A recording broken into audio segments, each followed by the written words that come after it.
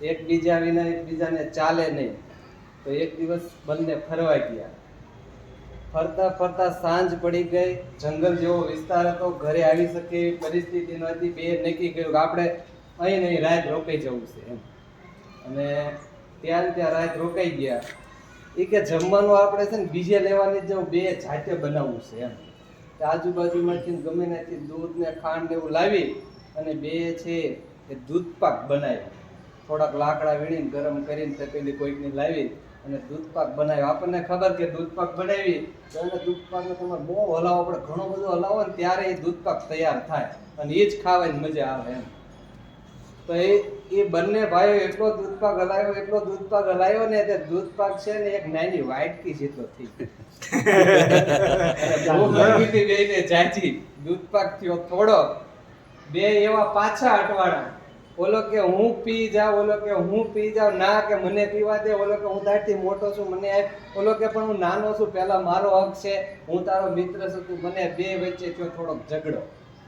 પછી એક કામ કર્યું આપણે બધા ઉભા થઈ જાય. દૂધ પાક છે ને ઉભા થઈ જાય. ઉભા થઈને મજા આવશે, નકર એના મજા નહીં આવે. આ તો વાપર ના બેવર મજા આવશે. થાકી રહી ઉભા રહી.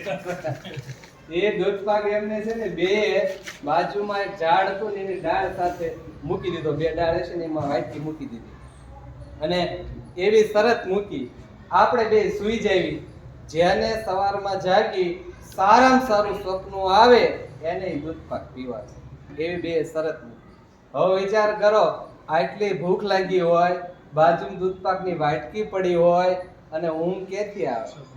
એકબીજા આમ ગોદડું છે ને ઊંચું કરીને જોવે, ઓલો હુઈ ગયો તો હું પી જાય. ઓલો પાછો જોતો હોય કે આવડે ગોદડું હલે છે, આ જાગતો થશે.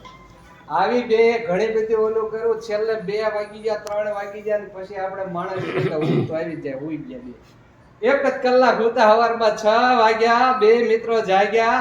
ઓલો કે તું તારું સપનું કે, ઓલો કે તું તારું સપનું કે. નાનો હતો ને કે ઓલો મોટો હતો ને કે સાંભળ, હું મારું સપનું કહું, મારથી હારું તને સપનું આવ્યું જ ન હોય.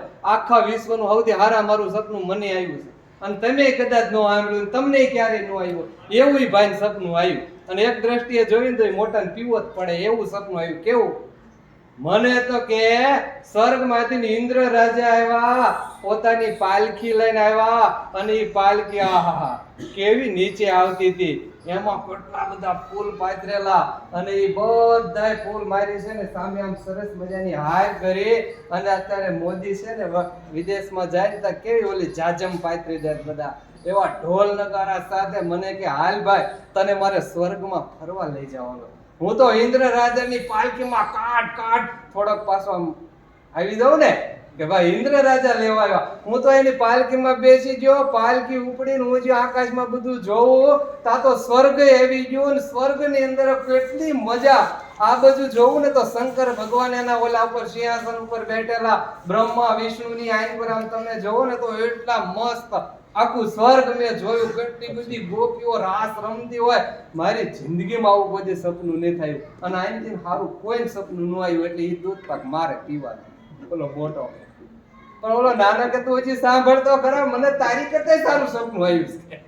તાકે બોલ, તને કયું સપનું આવ્યું છે?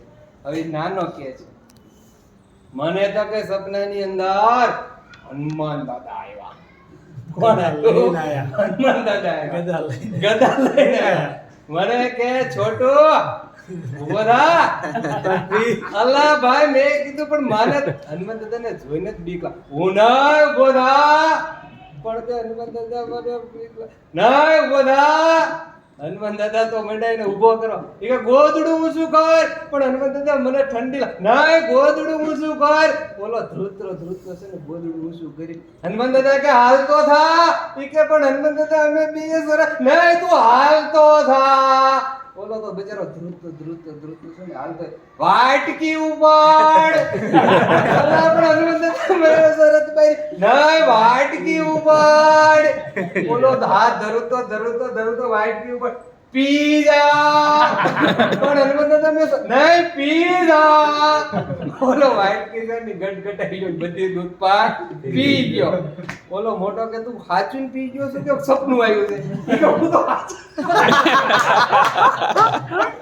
હું તો કે હાચું પી ગયો ઈ કે ભલાવડા આવી ગદ્દારી કરાય તારે મને કહેવાય નહીં જગાડાય નહીં અરે હું તને જગાડવા આવ્યો હતો પણ તું અહીંયા નહોતો તું સ્વર્ગમાં ગયો તો વાહ